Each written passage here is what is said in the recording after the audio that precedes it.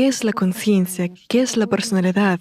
¿Cómo están interconectadas y cuál es la diferencia? No hay ni siquiera una comprensión de qué es el cerebro y qué es la conciencia primaria y secundaria, sin mencionar el componente espiritual del hombre, la personalidad. La gente simplemente confunde. ¿Por qué lo confunden? Debido a la visión atea. Después de todo, cuando se desarrolla un bebé, se desarrolla también la conciencia primaria, o como se dice, el cerebro animal, o el cerebro reptiliano. El cerebro y la conciencia son dos cosas diferentes, especialmente en los humanos. Esto se manifiesta de modo más pronunciado, por decirlo de alguna manera, que en los animales. La conciencia primaria se refiere a la parte que directamente, a través del grupo neuronal, está contactando con la personalidad. De nuevo, enfatizo, a través del grupo neuronal. De todos modos, hay un cierto espacio entre la conciencia y la personalidad, y la conciencia secundaria. Ya hemos hablado mucho de esto, no nos repetiremos mucho. La conciencia secundaria es precisamente esos shaitán que susurran, los demonios que cuentan historias. Pero ¿a quién le cuentan? La información la recibe la conciencia primaria y luego la transmite a la personalidad. Y la personalidad ya la financia con su atención. En otras palabras, al poner nuestra atención en una u otra clase de información, la hacemos realidad. Entonces, después de la muerte del cuerpo físico, si una persona alcanza esta liberación durante su vida, digamos más fácil, llega a ser libre. ¿Libre de qué?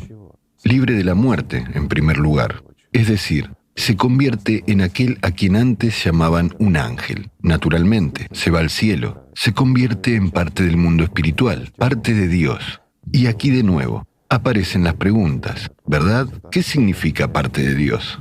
Parte del mundo espiritual como parte integral de Él.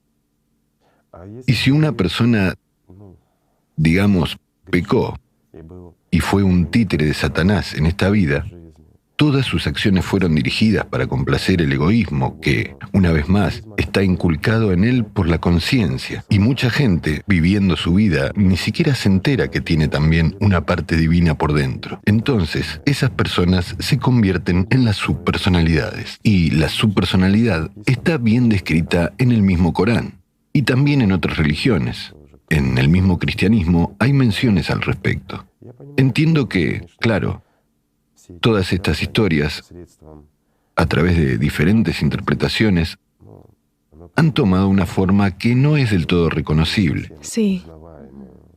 No hay una descripción directa, aunque, por otro lado, se habla claramente de esto, y cuando uno lo sabe, ya tiene las llaves. Entonces podrá abrir cualquier puerta, y especialmente una puerta casi abierta como el Corán, ya que mucho se dice al respecto allí. Volviendo al estado de subpersonalidad, la personalidad, junto con la conciencia, entra en un estado, como se describe, la nada, es decir, ni en el paraíso ni en el infierno, en ninguna parte al principio. Pero este primer periodo de tiempo es muy corto, y algunas personas, después de una reanimación exitosa, al regresar al cuerpo físico, hablan de estos estados extraños donde han estado, mientras que algunos no lo notan en absoluto. Aquí, todo depende una vez más de cuán esté desarrollada la personalidad y cuán activa sea su conciencia primaria. ¿Por qué?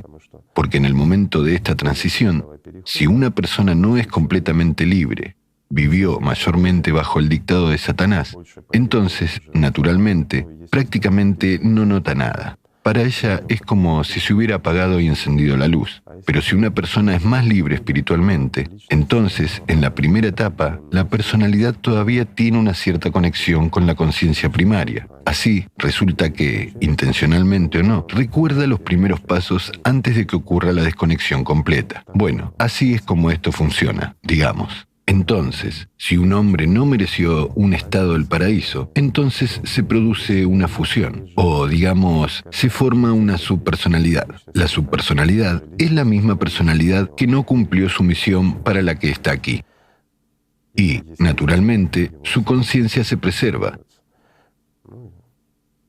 Es así como se describe el estado del infierno, o permanecer en el infierno.